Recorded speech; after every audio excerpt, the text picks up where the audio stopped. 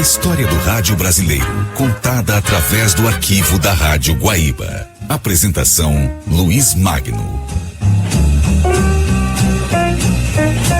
Muito boa noite, amigos da Rádio Guaíba. Estamos chegando mais uma vez com uma edição do Arquivo Guaíba e por demais especial. Nesta semana, no último dia 29, estaria completando 85 anos a voz do rádio. Simplesmente o locutor de notícias de maior longevidade do rádio brasileiro, Milton Ferretti Jung, que infelizmente nos deixou ainda no mês de abril de 2019.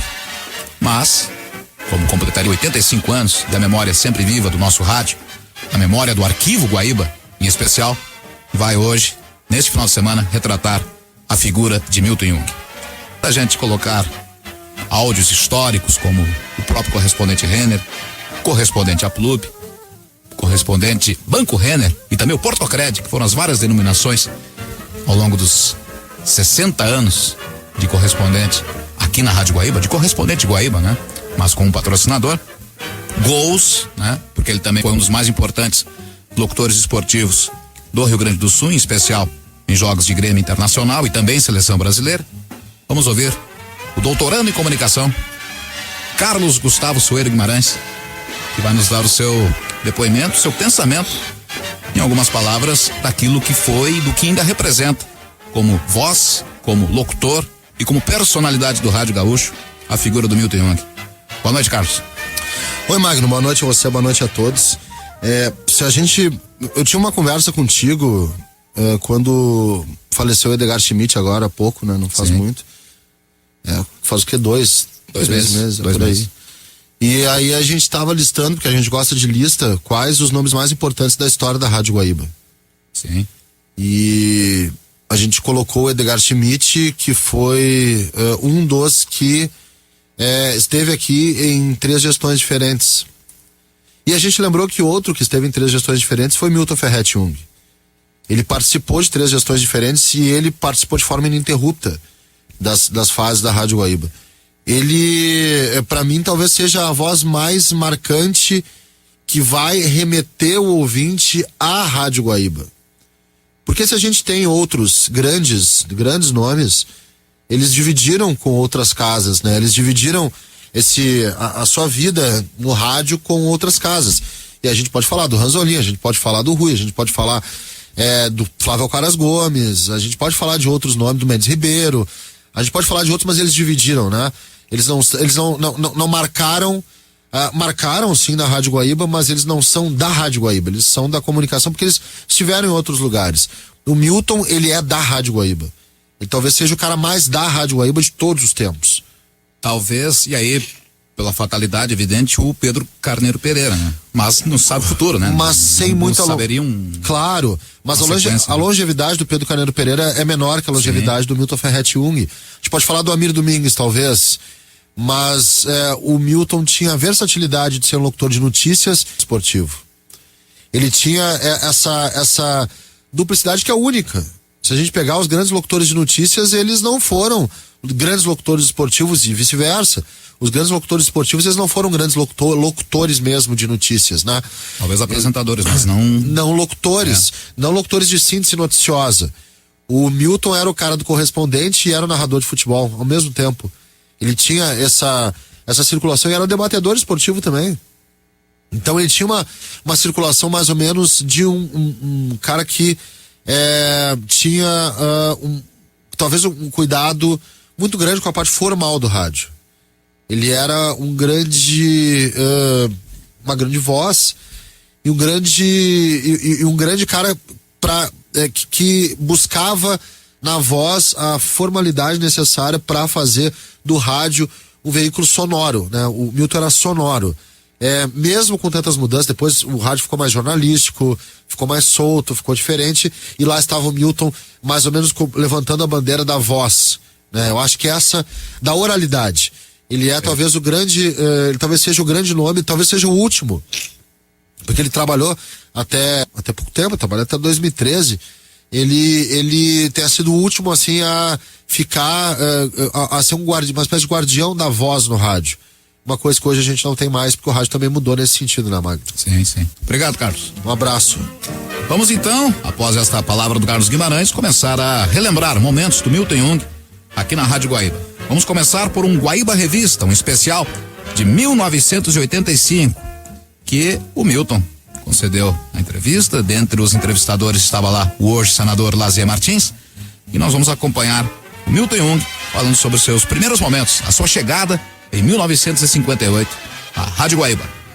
E o Milton? Milton veio da metrópole? Eu vim da metrópole em 1958, dia 10 de abril. O Pedrinho também veio da metrópole? O Pedrinho veio da metrópole, mas com uma passagem pela Rádio Difusora. Vocês vieram juntos, não foi, Milton? Não, nós não viemos juntos. Mas pra locução comercial vocês vieram, não foi? Sim, mas só que o Pedro veio depois. Pedro veio depois, viesse primeiro. Veio depois. Eu saí da metrópole e vim direto pra locução comercial, da Guaíba. Eu com o Milton tenho momentos assim que eu nunca mais esqueço, que o Milton começou como narrador, através de programas do Sérgio Jockman, Aventuras no Mundo do Som. Ah, sim. O Milton começou a se firmar como narrador. Era incrível a repercussão do programa na época. Aqueles programas eram maravilhosos, tanto os programas do Sérgio Jockman, como os do Gualdi, como os do o Teatrinho Cacique e o Mestre Estrela. Exato. Naquele a gente fazia também, a gente brincava de artista, né? Fazia a voz de anãozinho, fazia a voz de gigante. De bichinho. Com a primeira gravadora profissional que a rádio havia adquirido, a Presto. É verdade. O Milton leu o Renner há quantos anos? Desde 1964, mas não tem nada com isso. Nesses 21 anos, Milton, quais as edições que tu considera mais importantes? Tens, assim, referências, alguma mais marcante? Não tem. Passou tanto tempo que eu não consigo. Sempre me perguntam isso e eu não consigo definir qual a mais importante.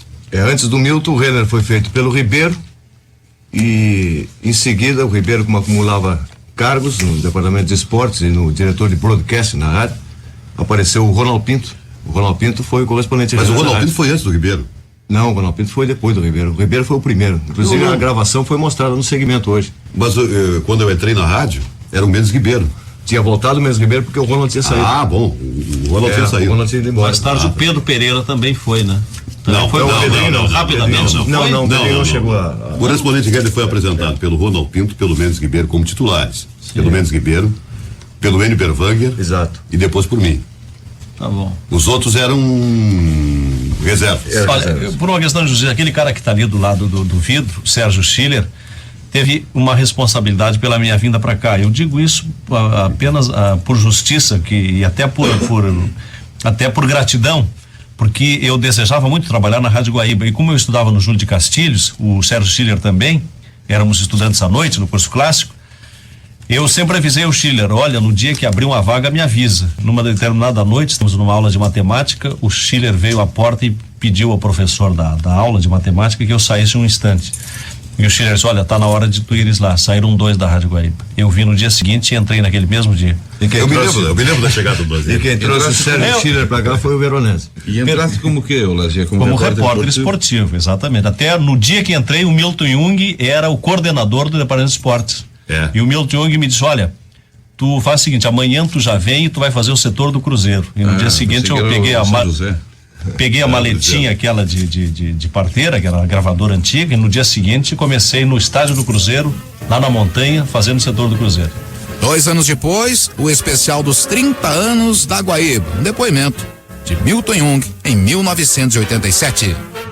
A Guaíba sempre revelou excelentes profissionais que se destacam até hoje. Um destes profissionais se revelou como um dos melhores e mais completos do rádio brasileiro. Estamos falando de Milton Ferretti Jung, que na época era um jovem locutor comercial, além de narrador esportivo e de rádio-teatro. Agora, Milton Jung lembra como era o seu trabalho na Guaíba naquele tempo. Bom, eu comecei na Rádio Canoas, que depois se transformou em Rádio Metrópole. Isso foi em 1954. Passei num teste, ao qual concorriam uns 200 e tantos candidatos. Foi o meu início como locutor profissional. Em 1958, exatamente no dia 10 de abril, ingressei na Guaíba. A Guaíba que fazia seu primeiro aniversário no dia 30. Portanto, eu tive o prazer de entrar nesta emissora antes que ela completasse 1 ano. Foi a realização de um sonho. Eu acho que era o sonho de todo mundo naquele tempo entrar na Guaíba. E deve ser ainda o sonho de muita gente hoje em dia. Entrei, é claro, como quase todo mundo, como doutor comercial. Depois fiz umas pontinhas no rádio-teatro, se é que a gente podia dizer que a Guaíba realmente possuía um rádio-teatro. Não se fazia novela por aqui, era outra coisa. Era teatrinho infantil, peças para crianças e outras retiradas de livros, romanceadas e apresentadas no domingo. Até Moby Dick a gente apresentou aqui, embora não pudesse mostrar a baleia no rádio, e a baleia no Moby Dick é o que interessa, não é? Mas a gente fazia isso também. Bom, depois eu comecei. Naquele tempo a gente lia tudo, apresentava tudo, fazia locução comercial e também apresentava os noticiários, o Jornal Falado. Mas eu acabei ocupando o lugar do Petrônio Cabral, que era o locutor da Rádio Manchete. E em 1964, o capitão Erasmo Nascentes, que era o diretor do departamento de jornalismo, me convidou para apresentar o correspondente Renner, que era da responsabilidade do Enio Berwanger. Eu substituí o Enio Berwanger, que por sua vez havia substituído o Mendes Ribeiro, que foi o primeiro locutor do correspondente Renner. De lá até aqui, continuo no Renner, como vocês sabem. E a par disso, já no início, com 1 ano de Guaíba, comecei também a trabalhar no departamento de esportes, fazendo posto de campo, que era como se chamava naquele tempo. Não era reportagem como hoje em dia. Hoje a gente está mais evoluído nesse setor. O esporte é mais jornalístico do que antigamente. Naquele tempo o Ribeiro era o centro da jornada.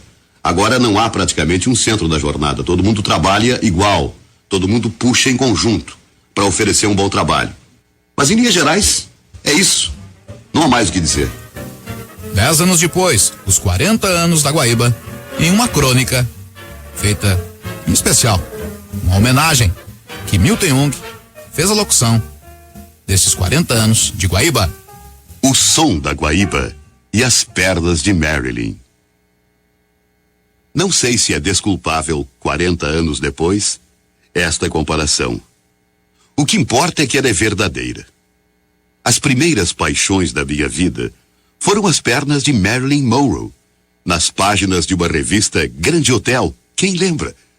E o som da Guaíba num rádio Philco, enorme, verde, com direito a 10 metros de fio da tampa traseira, à guisa de antena externa. Tudo bem. Aquele fantástico avanço tecnológico poucas vezes foi usado. Uma vez que a antena telescópica normalmente foi suficiente para captar o som da Guaíba em suas ondas curtas de 49 metros. De lá para cá, foram 40 anos em que a Guaíba nunca perdeu sua condição de estrela e de companheira de um guaibeiro. 5 horas da tarde, eu abandonava a cancha de bolita da esquina da minha rua, quer estivesse ganhando ou perdendo no boco ou na trilha, os 2 jogos em que a gurizada empenhava suas niquinhas, olhos de gato ou bolões. Da mesma forma, o Cavaleiro Negro, o Durango Kid ou o Zorro abandonavam o velho oeste em que transformávamos a casa em construção de um vizinho, tudo para chegar a tempo de ligar o velho Philco e escutar a característica que abria o programa Histórias do Mestre Estrela. Se em 1958 a voz de Jorge Alberto Mendes Ribeiro e o pioneirismo da transmissão da Guaíba, diretamente da Suíça, transmitiram intensa emoção para meu pai e meu tio, isso eu só percebia pelas discussões que envolviam a titularidade da lateral esquerda do Screte Canarinho. Meu pai, colorado, queria ver Oreco jogando, enquanto meu tio, carioca, era favorável a Nilton Santos.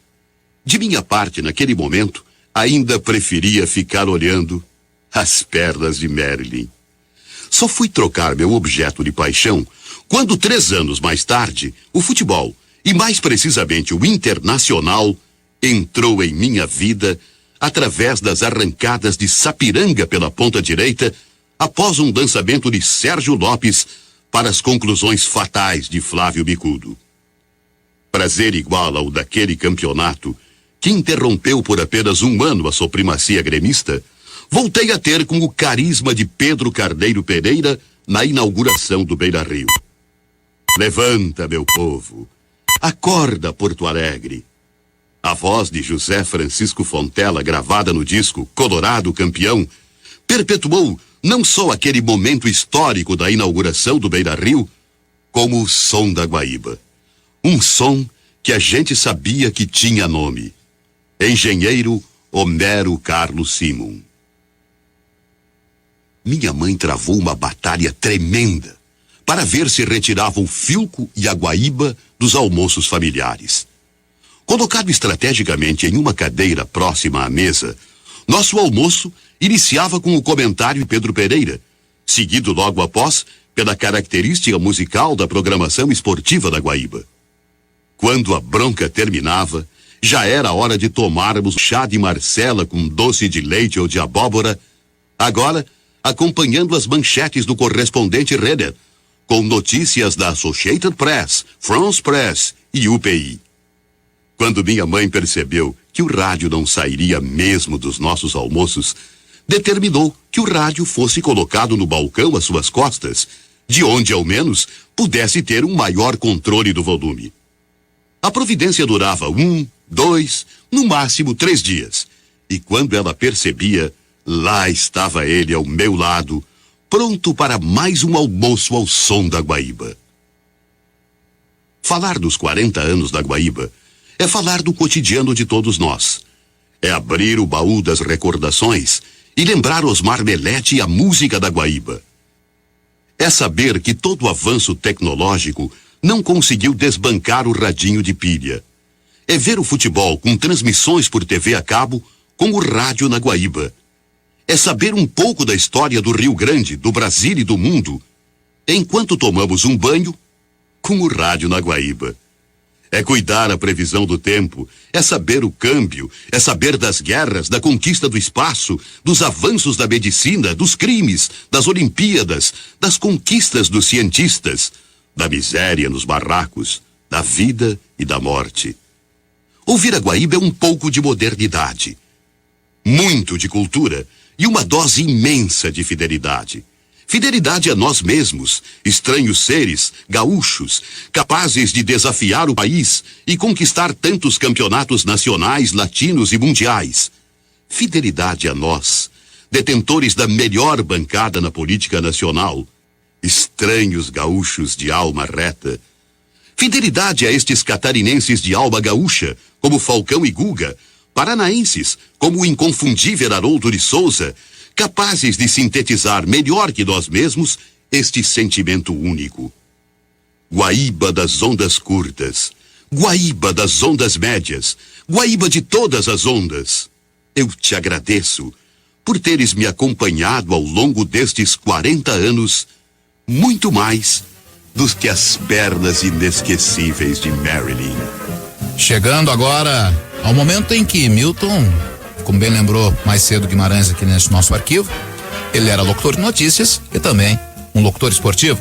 Vamos relembrar, 1971, Fórmula Ford, a segunda bateria, 29 de agosto de 71, a chegada dessa corrida narrada por Milton Jung.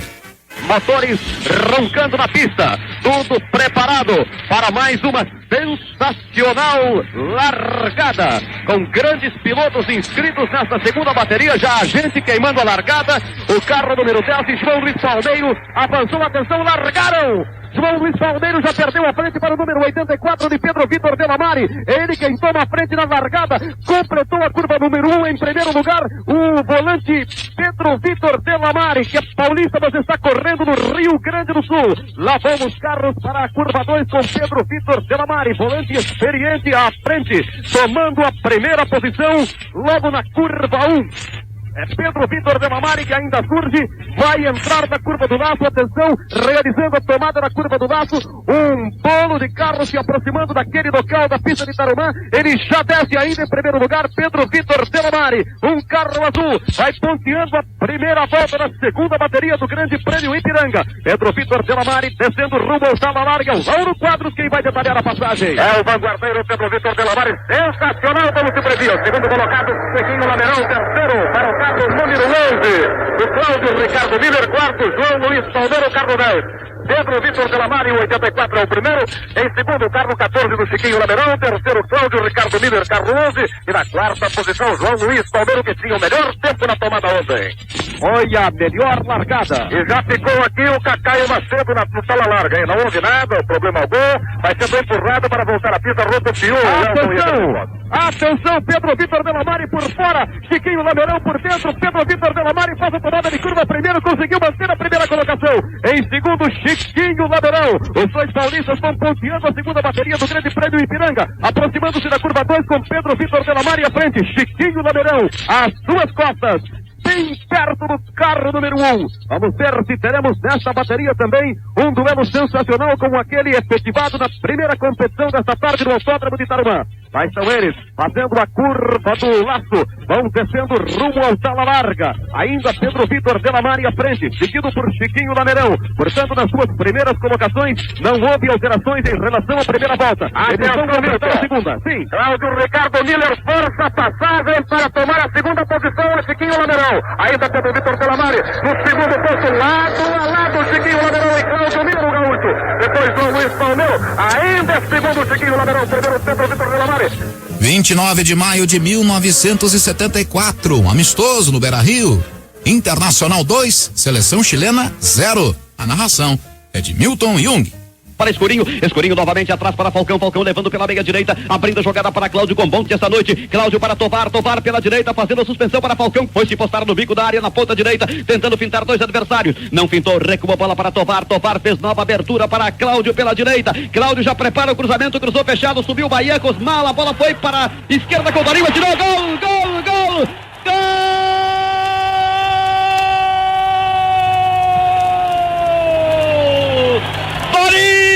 Para o Internacional, no cruzamento de Cláudio, a saída errada de Baiejos, o gol ficou completamente desguarnecido e Dorinho, pé esquerdo, chutou com tranquilidade a bola rasteira, lá está ela, no fundo do poço, torcida gaúcha, o Internacional abre o score do gigante.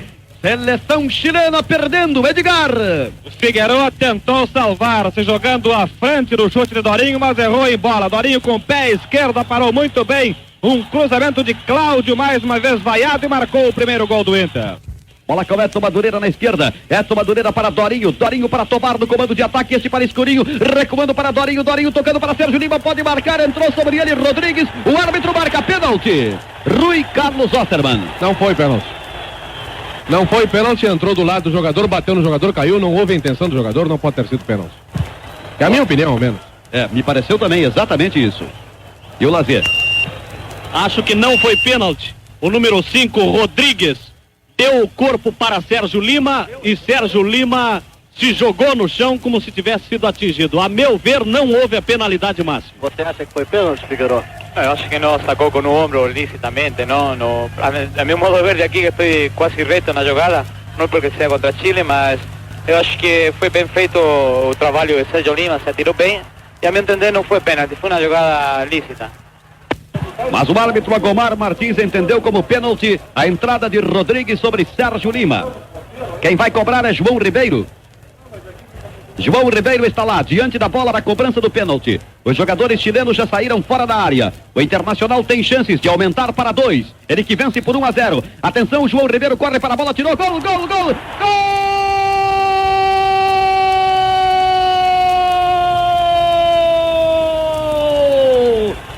João Ribeiro, de pênalti, enquanto os jogadores chilenos discutem com o árbitro Agomar Martins. O tempo do gol. 11 minutos, torcida gaúcha. Internacional amplia para 2. Seleção chilena 0. Lazier. João Ribeiro cobrou muito bem, porque ele colocou mas com extrema violência. Ele chutou no lado esquerdo com extrema violência. O goleiro foi no lado certo, mas não havia tempo. Ele estava muito próximo da pelota. Silvio Rodrigues, juiz reserva de hoje, o que achou do lance? Foi pênalti? Não, eu confesso que não assisti o lance porque nós estávamos conversando aqui, estávamos falando sobre os assobios da torcida lá e eu sinceramente não vi o que aconteceu, só vimos quando o Agomar apitou, acredito que tenha sido, se ele deu. E o Ayrton Bernardoni? Eu faço dele as minhas palavras, né? Porque nós estávamos casualmente mesmo conversando aqui. A maior goleada da história do Inter, o 14-0 sobre o Ferrocarril de Uruguaiana. 1976, Gauchão 76. A narração, Milton Jung. Vai ser movimentada a bola, atenção, começou o jogo. Bola rolando do Gigante. É o Inter jogando com o Ferrocarril. Bola retardada para Cláudio. Cláudio pelo alto para Escurinho. Já subiu a zaga para cortar. A bola veio para Paulo César. Paulo César cabeceou na direção de Vacaria, que já estava apoiando pela meia esquerda. Vacaria deriva, vai subindo pelo lado esquerdo do campo. Entregando para Paulo César. Paulo César adianta demais. A bola perdeu para Enio, que vinha fechando da meia cancha. Enio recuando a bola para o Caçapava do Ferrocarril, que deu mal nos pés de Genal. Genal para Caçapava do Internacional. Este na área procurando o Flávio. Entra para cortar a zaga. A bola sai pela linha de fundo. É o primeiro escanteio da partida. O Caçapava lançou bem ao Flávio dentro da grande área, no miolo, mas chegou primeiro o alemão, cedeu o escanteio. Escanteio que Genal vai cobrar pela ponta esquerda, cobrou. A bola foi novamente afastada da área, sobrou para Caçapava, tirou longa distância, gol, gol, gol! Gol!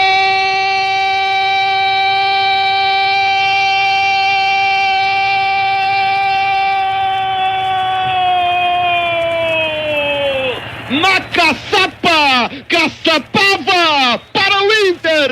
Abrindo num chute sensacional da intermediária, tocando a bola para o fundo do poço, apesar do pulo de Orlando que não conseguiu deter. Não tínhamos 1 minuto de jogo ainda no Gigante. 35 segundos, o tempo do gol. 1 para o Inter, 0 Ferrocarril. Caçapava marcou. Clóvis. Isto é o que se pode chamar de um golaço. Golaço com letras maiúsculas. Caçapava de fora da grande área, aparando um rebote, setor de meia direita, pé direito, um tirambaço, um chutão, lado esquerdo. Orlando foi na bola, foi bem por sinal. Golaço, porque não houve jeito de o arqueiro agarrar. Era muito forte. 1-0 para o Internacional. Atenção, Valdomiro pode fazer mais um gol, tirou, gol, gol, gol! Gol!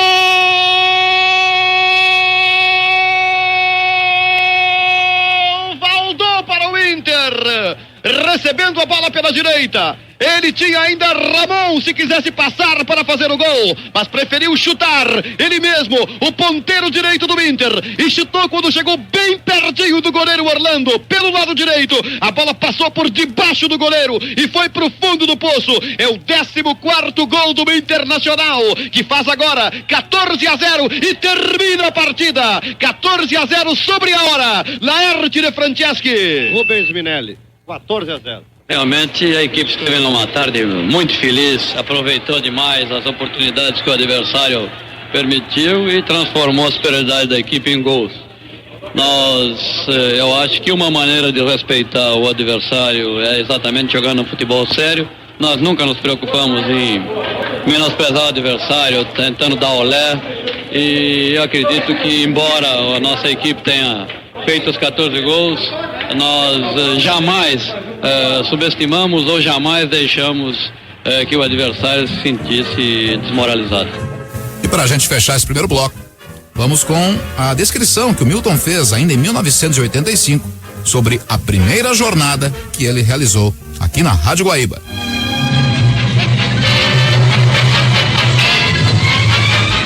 Cinco dias após a inauguração, em 5 de maio de 1957, esta característica, que até hoje marca o esporte da Guaíba, ia ao ar pela primeira vez, anunciando uma jornada esportiva.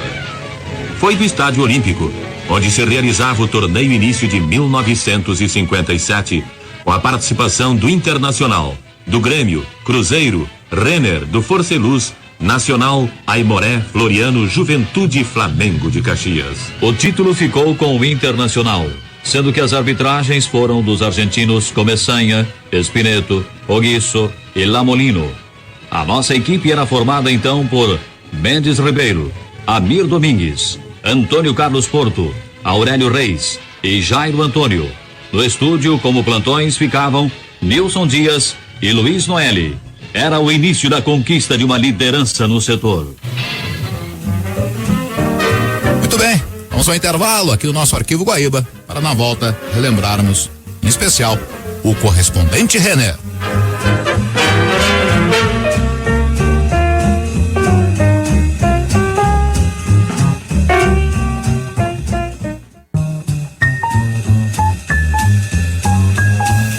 De volta com o nosso Arquivo Guaíba, em homenagem a Milton Ferretti Jung, que na última quinta-feira completaria 85 anos de idade. E ele que esteve durante 55 anos, se não me engano, aqui na Rádio Guaíba.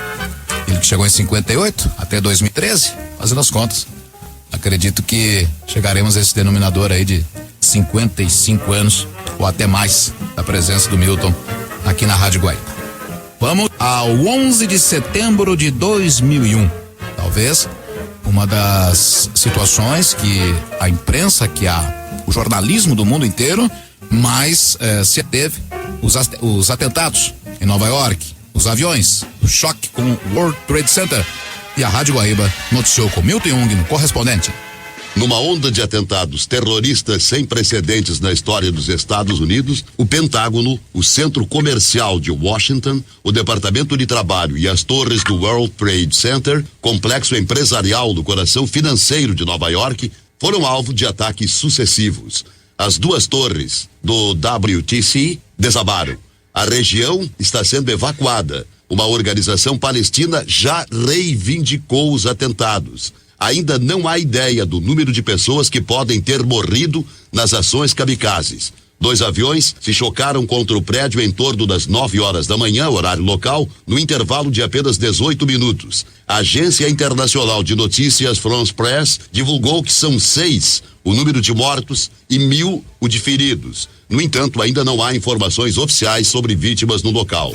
No dia 2 de maio de 2011, o nome Renner voltou ao correspondente e o Milton assim apresentou. Rádio Guaíba de Porto Alegre, AM 720 kHz, 100 kW, ondas curtas, 49 e 25 metros, ZYD 571, Guaíba FM, 101,3 MHz, emissoras do Grupo Record.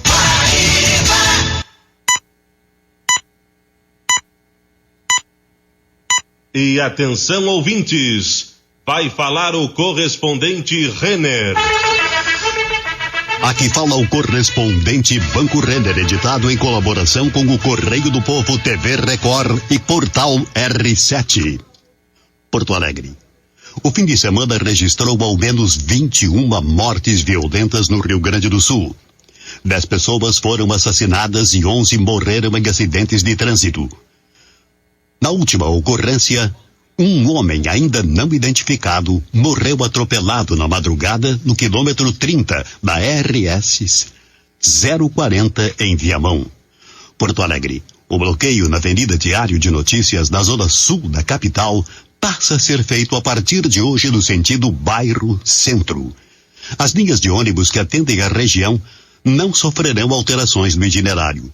Os trabalhos do DEMAI nas avenidas Guaíba e Chuí são executados das 8 da tarde. Porto Alegre. A Secretaria Estadual da Fazenda prorrogou por mais 60 dias a isenção do ICMS nas operações com suínos vivos destinados a outros estados. Conforme o secretário da Cefaz, Odir Tonolier, a medida tem por objetivo escoar o excesso de oferta do produto. Paris. O Escritório de Investigações e Análise para a Aviação Civil da França espera extrair em 2 semanas os dados de uma das caixas pretas do voo 447 da Air France, encontradas ontem. O equipamento apresenta bom estado físico, o que eleva as chances de que as informações técnicas do voo tenham sido preservadas. Quem quer investir, tem crédito ou financiar, precisa de parceiro. Banco Renner, nós estamos com você. Porto Alegre. A circulação de umidade associada a uma área de baixa pressão deixa o céu nublado nesta segunda-feira em todo o território gaúcho. De acordo com a meteorologia, o sol aparece em algumas cidades, sobretudo do oeste, mas a nebulosidade deve predominar. Brasília. A presidente Dilma Rousseff deverá lançar nesta semana o Programa Nacional de Gestão Ambiental e Territorial de Terras Indígenas. O projeto começou a ser desenvolvido nos últimos anos pelo governo Lula, mas não ficou pronto e há tempo de virar decreto. Brasília. Levantamento do Conselho Nacional de Justiça mostra que há mais de 240 mil processos relativos à área de saúde tramitando em todo o país. Ainda falta computar os dados de 3 tribunais. O estado onde há mais ações é o Rio Grande do Sul, com 133 mil processos. Brasília. Termina hoje o prazo para os 27 partidos políticos prestarem contas ao Tribunal Superior Eleitoral sobre as receitas e despesas de 2010. Até o fim da tarde de sexta-feira, 12 partidos entregaram a documentação. Brasília. A Receita Federal libera hoje programa para quem não declarou o imposto de renda. Ao ser preenchida, a nova versão vai gerar o valor da multa por atraso e possibilitar a impressão do DARF a ser utilizado para o pagamento dos tributos devidos na rede bancária. A multa mínima para quem perdeu o prazo é de R$ 165, podendo chegar a 20% do imposto devido. Cabo Cañaveral. A NASA adiou o lançamento do ônibus espacial Endeavour, previsto para ocorrer hoje, devido a problemas elétricos que surgiram na sexta-feira. A nave levará equipamentos para a Estação Espacial Internacional. E atenção para as últimas notícias. A partir de hoje, a versão em papel do Diário Oficial de Porto Alegre será substituída pela forma digital. A iniciativa provocará economia de R$ 440 mil por ano em impressão.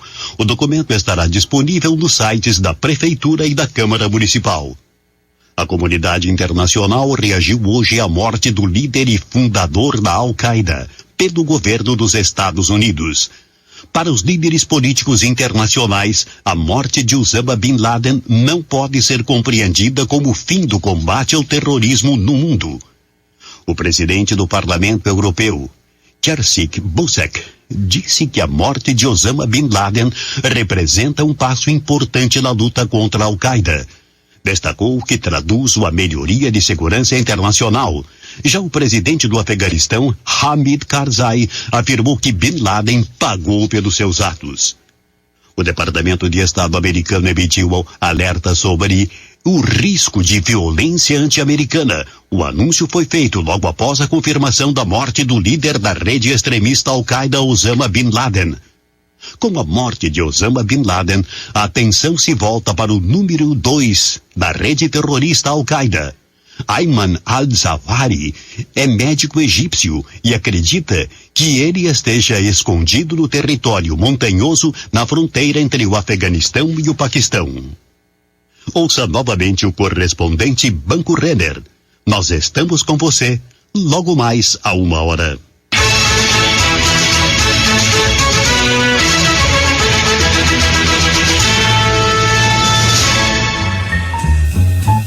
Portanto, um pouco da lembrança das locuções de Milton Jung no correspondente Guaíba, na época correspondente Renner, depois correspondente Aplub, enfim, as várias denominações designadas ao nosso principal noticioso, o correspondente Guaíba.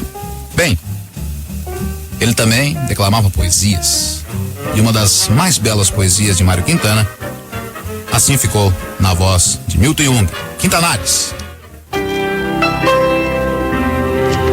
Quintanares, a poesia de Mário Quintana na Guaíba. Oferecimento Unimed Porto Alegre. 25 anos de carinho pela vida. Interpretação Milton Ferretti Jung. Canção da Aia para o Filho do Rei.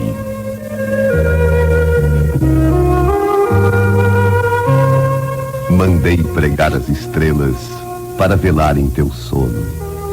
Teus suspiros são barquinhos que me levam para longe. Me perdi no céu azul e tu dormindo sorrias. Despetalei uma estrela para ver se me querias. Aonde irão os barquinhos? Com o que será que tu sonhas? Os remos mal batem na água. Minhas mãos dormem na sombra. A quem será que sorris? Dorme quieto, meu reizinho. Há dragões na noite imensa. Há emboscadas nos caminhos. Despetalei as estrelas. Apaguei as luzes todas. Só o luar te banha o rosto e tu sorris no teu sonho. Ergues o braço nuzinho, quase me tocas, há medo. Eu começo a acariciar-te com a sombra de meus dedos. Dorme quieto, meu reizinho. Os dragões com a boca enorme estão comendo os sapatos dos meninos que não dormem. No plano familiar Unimed, você tem liberdade para escolher a forma com que quer proteger a sua família. Mas isso você já sabe. A novidade é que a Unimed criou mais uma opção de escolha para você. O Plano Social Família, também super protetor, mas escolheu ser mais econômico. Plano Social Família, o Plano Familiar Unimed, o plano que dá escolha. Fone 331-1677.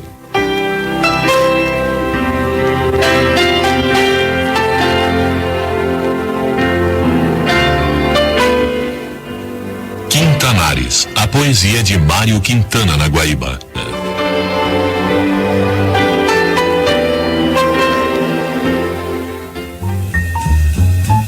Todos reconhecem Milton Jung como um locutor perfeito. Pronúncia, o que mais podemos dizer? Voz evidente, inteligência, mas também cometia certos equívocos, como neste final de Correspondente Renner. Ouça novamente o Correspondente Renner, um serviço de interesse público das organizações Renner, logo mais às 6h50. Milton Ferretti Jung também acompanhou a chegada da Miss Universo Ieda Maria Vargas ao Rio Grande do Sul em 1963. Porto Alegre abre suas portas para que Ieda Maria Vargas exerça o seu domínio. O Brasil coleciona títulos de campeão. Desta vez é a beleza que vence no exterior. É a beleza gaúcha, a simpatia de Ieda Maria Vargas, a saudação do azeite de soja Merlim, o melhor, a filha ilustre do Rio Grande do Sul, que hoje é recepcionada pelo seu povo, o povo de Porto Alegre, o povo de nosso estado. Ieda Maria Vargas agora chega à sua frente, parece mentira. Ela que só deu boa tarde lá. Vamos ver. Você só deu boa tarde, agora só mais uma palavrinha. Eu sei que tá indo. Um abraço a todos, a felicidade é imensa estar aqui. Tá bem, já falou mais que boa tarde. Um abraço a todos, a felicidade é imensa. E eu já fico extremamente contente por ter apresentado o seu boa tarde quando pisou com o pé direito em solo gaúcho. Mais uma edição do Correspondente Renner. Aqui fala o Correspondente Guaíbas. Estas foram as principais notícias das últimas horas. Perdigão e Sadia anunciam oficialmente fusão das duas empresas. Agricultores ligados à Via Campesina fazem manifestações no Rio Grande do Sul e Santa Catarina. PDT decide liberar voto dos 6 deputados da bancada no caso relacionado à CPI da corrupção. 20 mil pessoas ficam sem água amanhã em 10 bairros e em parte do centro de Guaíba. A estimativa da Corsan é de que o sistema só se normalize na madrugada de quinta-feira. Em 8 bairros de Viamão e 3 de Alvorada, obras da estatal deixam mais 75 mil clientes desabastecidos. A previsão é de que o serviço se restabeleça às 10 da noite. Em Porto Alegre, moradores de 13 bairros seguem sem água até amanhã desta quarta-feira devido à obra do DEMAI na zona sul da cidade. O prefeito José Fogaça e o vice José Fortunati apresentaram ao presidente da CBF, Ricardo Teixeira, em encontro do Rio, as ações do município para sediar os Jogos da Copa 2014. Conforme Fortunato, Teixeira admitiu que a cidade deve ser uma das subsedes do campeonato. A decisão, que sai no dia 31, levou a prefeitura a programar ato festivo no Parque da Redenção. A família do escritor Érico Veríssimo oficializou nesta tarde a transferência do acervo do romancista gaúcho para o Instituto Moreira Salles, no Rio de Janeiro. A decisão foi comunicada pela neta do escritor em reunião com a secretária da Cultura, Mônica Leal. Fernando Veríssimo disse que a medida foi tomada com o objetivo de preservar o acervo, já que a família avaliou que no estado não existe local apropriado para manter os documentos. A secretária lembrou que a reforma do Museu Érico Veríssimo, solicitada pelos familiares, custou ao grupo CE 4 milhões de reais. O presidente da estatal, Sérgio Campos de Moraes, informou que desde 2002, quando o museu foi inaugurado, nunca foi procurado pela família para transferir o acervo. Integrantes da Via Campesina permanecem bloqueando a ponte internacional na BR-285 em São Borja e na BR-386 em Iraí. Ao longo desta terça-feira, o movimento realizou bloqueios em vários pontos de rodovias no Rio Grande do Sul e Santa Catarina. Os agricultores reivindicam bolsa estiagem no valor de um salário mínimo mensal por um ano. Acidentes deixaram 2 mortos em rodovias do estado. No Vale dos Sinos, um acidente envolvendo Celta matou o ciclista João Delmar Hermel, de 61 anos, no quilômetro 42 da RS 239 em Parobé. No centro do estado, o caminhoneiro de 43 anos morreu quando o veículo tombou com calcário na RS 287 em São Vicente do Sul. A pista ficou 6 horas bloqueada. A Polícia Civil de Capão da Canoa teve acesso às imagens gravadas no estacionamento do supermercado em que o radialista Ari Santino foi assassinado. De acordo com a investigação, as gravações mostram o crime. A polícia já pediu a prisão temporária do suspeito. O revólver calibre 38 utilizado no crime foi apreendido. A vítima, de 66 anos, foi morta no domingo. 1 em cada 4 casas prisionais do Rio Grande do Sul está sob interdição judicial. Nesta terça-feira, a juíza Andréia de Oliveira interditou parcialmente a penitenciária de Santa Maria. Com a medida, as restrições determinadas pela Justiça alcançam 23 dos 92 presídios gaúchos. Segundo o promotor de execuções penais, Gilmar Bortolotto, praticamente todos os casos foram motivados pela superdotação. A SUSEP promete criar 7.000 novas vagas em menos de 5 anos. 6 horas, 56 minutos, 10 segundos. Tempo nublado em Porto Alegre. Umidade relativa do ar, 73%. Pressão atmosférica, 1017 hectopascais.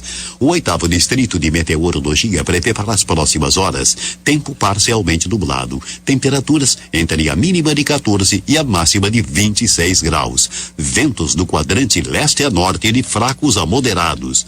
Agora na Rua Caldas Júnior, 18 graus e 8 décimos. E atenção para as últimas notícias. A bancada do PDT na Assembleia se dividiu e inviabilizou a CPI da corrupção da Assembleia Gaúcha.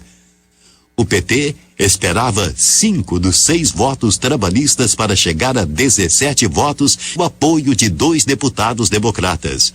O deputado Gilmar Socella, Paulo Azeredo e Adroaldo Loureiro apoiaram a iniciativa. Caril Sebe, Gerson Burman e Giovanni Querini decidiram não assinar.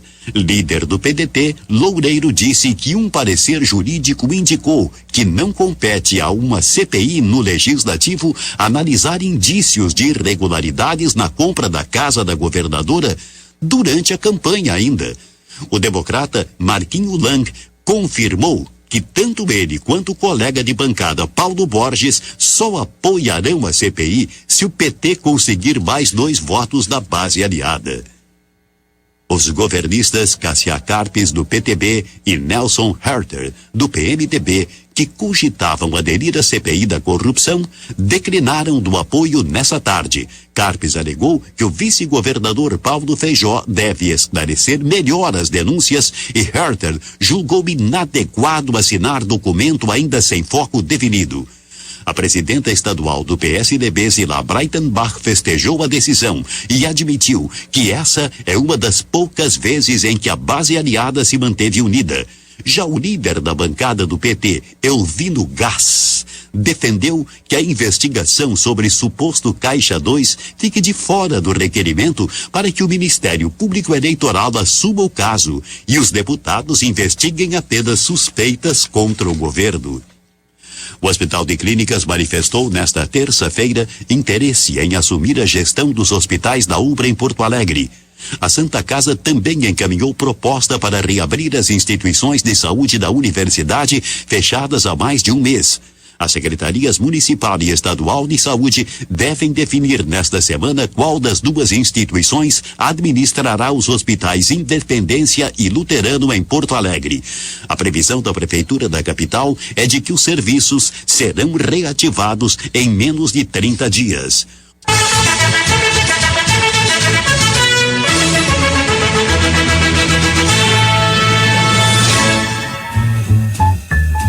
O 1000º gol de Pelé, na voz de Milton Jung. Uma multidão atenta para a bola. Atenção, tudo pronto para a cobrança da penalidade máxima. René ainda conversa com Pelé. Agora vai se afastando ele também da área. Fotógrafos e cinegrafistas e repórteres postados atrás da goleira. Andrada está quieto debaixo dos paus. Pelé com as mãos na cintura. A um passo da risca branca na área. O árbitro está na área pequena. Pelé prepara-se para a cobrança e para marcar seu 1000º gol.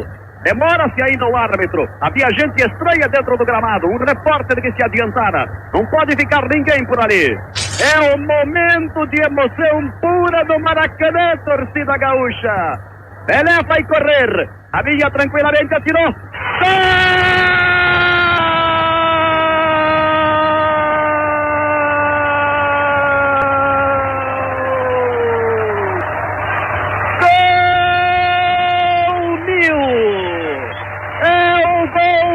De Pelé, torcida gaúcha, explode o Maracanã, uma multidão invade o gramado, a partida está paralisada, o menor do tempo, 35 minutos, torcida gaúcha, é a segunda etapa de Vasco da Gama em Santos, é o segundo gol do Santos. Pelé carregado por uma multidão. Emoção do Maracanã.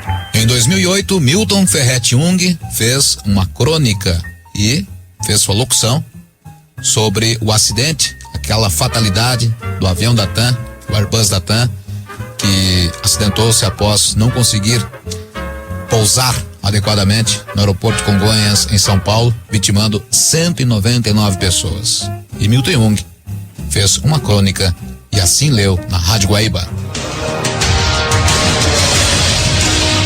A partir de hoje, a Rádio Guaíba inicia cobertura para marcar um ano do acidente do Airbus A320 da TAM, ocorrido no aeroporto de Congonhas no dia. A maior tragédia da aviação brasileira deixou 199 vítimas fatais, dentre elas muitos gaúchos.